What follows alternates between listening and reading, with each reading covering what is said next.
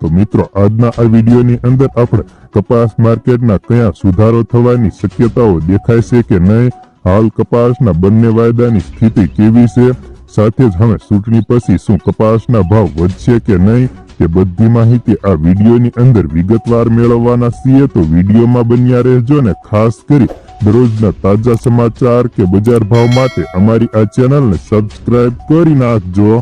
ફેબ્રુઆરી મહિનામાં કપાસની થોડીક તેજીનો રંગ બતાવ્યો હતો, પરંતુ તેજીનો રંગ લાંબો સમય ઘૂંટાવ્યા બાદ પણ ઓસરી જવામાં વાર નથી લાગી।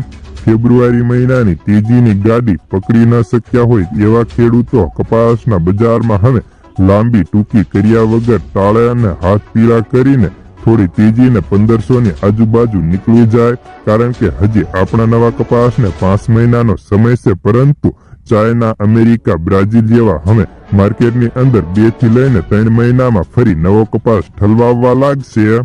જો કે વાયદાની વાત કરીએ તો આ સિઝન દરમિયાન ન્યુયોર્ક કોટન વાયદો 28 ફેબ્રુઆરીના દિવસે 107.25 સેન્ટની સપાટીએ પહોંચ્યો હતો। તે 6 મે ને સોમવારે ઘટીને 74 સેન્ટે હતો, પરંતુ આજે ફરી બુધવારે 8 મે દરમિયાન વાયદો 78 સેન્ટે પહોંચ્યો હતો। તે ઉપરાંત MCX ની વાત કરીએ તો MCX વાયદો 65,000 થયો હતો, પરંતુ તે અત્યારે ઘટી 57-58,000 ની નજીક બોલાય છે। જો મિત્રો કપાસ બજારની વાત કરીએ તો કપાસ બજારમાં 302 લાખ ગાંસડીનો કપાસ બજારમાં આવી ગયો હતો। હવે ખેડૂતોના ઘરમાં લાંબો કપાસ બચ્યો હોય તેવું લાગતું નથી। તે ઉપરાંત હવે કપાસના બજારની વાત કરીએ તો કપાસ બજારમાં હજે મણે 50 થી 100 ની તેજી થઈ શકે, પરંતુ તેથી મોટી તેજીની ધારણાઓ હાલ કોઈ દેખાતી નથી। તે ઉપરાંત અત્યારે કપાસના ભાવ તેની ક્વોલિટી મુજબ 1300 થી લઈને ખેડૂતોને 1550 સુધી માર્કેટયાર્ડમાં ઓફર થતા હોય છે, તો ગામડે બેઠા 1400 થી 1510-20 સુધી ઓફર થતા હતા।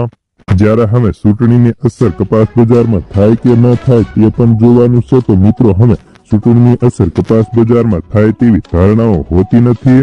તે ઉપરાંત હવે કપાસ બજારની વાત કરીએ તો કપાસ બજારમાં હવે મોટી તેજીની કોઈ ધારણા નથી, જેથી ખેડૂતોને હવે રડિયો ખડિયો કપાસ પડ્યો હોય તો તેવા ખેડૂતોએ હવે 15 દિવસમાં હાથ પીળા કરીને ટાળીને નીકળવામાં ફાયદો રહે તેમ કહેવાય, કારણ કે આ વર્ષે ચોમાસાની સિઝન થોડી વહેલી દેખાય છે, જેના કારણે કપાસ બજારમાં હવે મોટી તેજીની ધારણા નથી ને હવે રડિયે ખડી જીનો પણ બંધ થવા લાગી છે।